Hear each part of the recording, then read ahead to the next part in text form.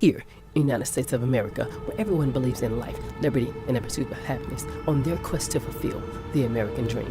What happens when that dream becomes a nightmare? This is the tragic story of Calleb Anam.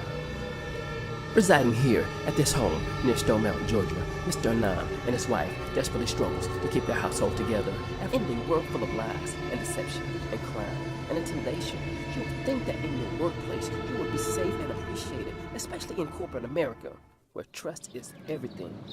That's what Mr. Anam thought too about his employer Delta Airlines, which is one of the biggest employers in the state of Georgia. We're at the home of Mr. Anam. Him disabled, his ankle crushed, and his faith in the system shaken after having surgery and was forced to come back to work before his injury even healed. And now fighting to keep his house and his family together with no support from his former employer, a place where he once called his second home after years and years of employment. Please help Mr. Anam keep his sanity and his family together through the tough times financially and emotionally by fighting for justice for Anam. As Tori, news anchor for Music and Motion News, reports. Hello, come in. Hi. Come in. Thank you. Thank you for coming. For our TV viewing audience, tell everyone your name and your age. My name is Calleb Anam. My age is 60 years old. Now, can you tell everyone your place of employment? I work at Delta Airlines in Atlanta.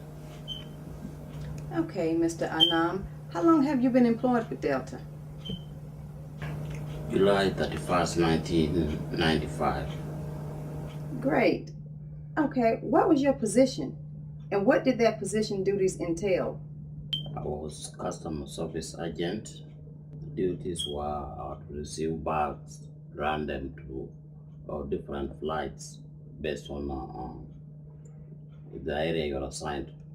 Can you tell us what happened on the day you were injured that led up to the accident? Yes, I was working on a Pier 13th on December 20th, 2003. We were trying to rearrange the pier for a wide body where a co-worker brought in can transporters, and when he came in I had to help him, direct him to put them to the pier. So when I did that, I went and took and tagged the cans from the tag, and when I did that I turned my back, told my co-worker to go forward, which he agreed he was gonna do, and instead what he did, when he jumped on the tag, he started it, and I believe he said that he thought that the tag was on drive, but apparently he had put it on reverse. So instead of going forward, the tag reversed and pinning me between the can transporter and the back of the tag, breaking my foot and ankle that morning. Now, this was December 20th, 2003. Well, did you report this to your supervisor? Yes. So what did your supervisor do?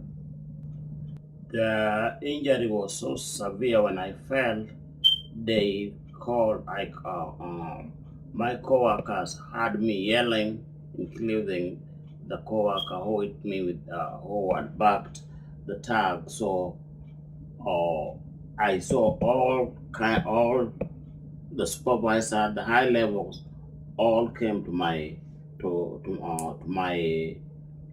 pier, and I was told by the ambulance people not to move. So I was laying down waiting for assistance. Well, did you receive any medical treatment after you were injured? Then I was given first aid by the paramedics at the airport, and then the Atlanta Fire Department called an outside ambulance to take me to the nearest hospital, which was South Fulton Hospital. What did he recommend? He told me that I would need surgery, and my injury was so severe that I could not go to work.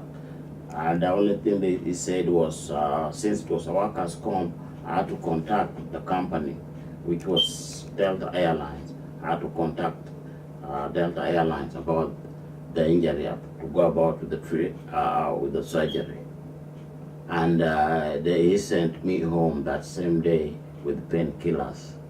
After they also just wrapped it in a way whereby I had to, with some instruction, to apply ice, and the pain was so much. Well, how long did you continue to work on an injured ankle? I could.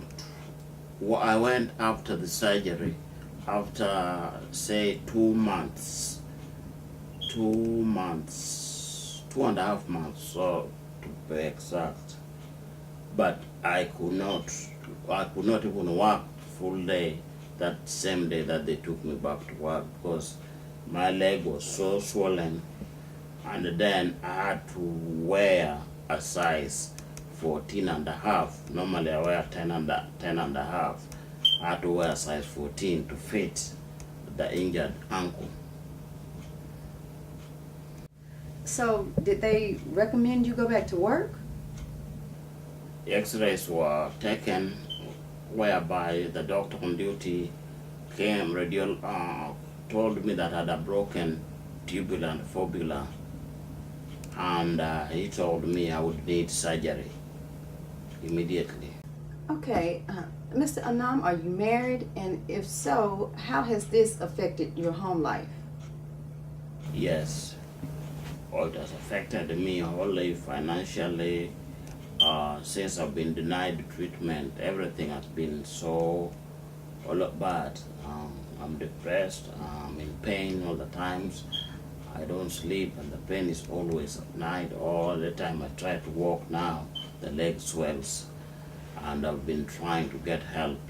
Apart from the doctor who did the corrective surgery in Philadelphia, Pennsylvania, who has been willing to treat me free. Others wants money. It has been awful for me and my family. What type of legal actions have you taken since your injury? Or have you taken any action against your company or your doctor? I filed for workers' compensation when my weekly benefits were suspended. And apparently I have been mistreated by the so-called administrative law judges, whom I believe are just on the side of the company that hurt me. So everything that I've said, when the doctor wanted to come to testify on my behalf, the judge refused. When the judge refused, the judge said, bring certified medical records.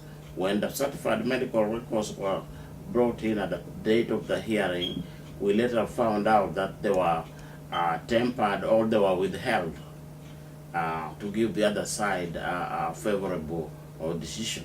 We went to the full board, bringing the issue of the missing document that were taken. I was told to bring everything that I had, which was taken from the file. Immediately I brought them there. They went missing again. So it has been held. So it has been a cover-up, corruption. It is just a circle.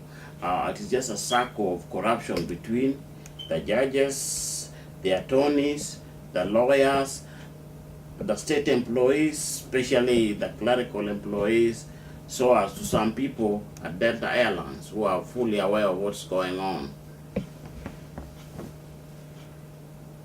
Have you talked to any other physicians or doctors since your injury, just to maybe get a second opinion?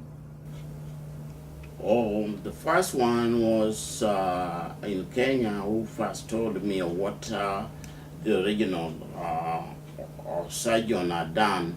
This surgeon was the one who was brought in by the first doctor, called Leah Griffin, who had told me that she did not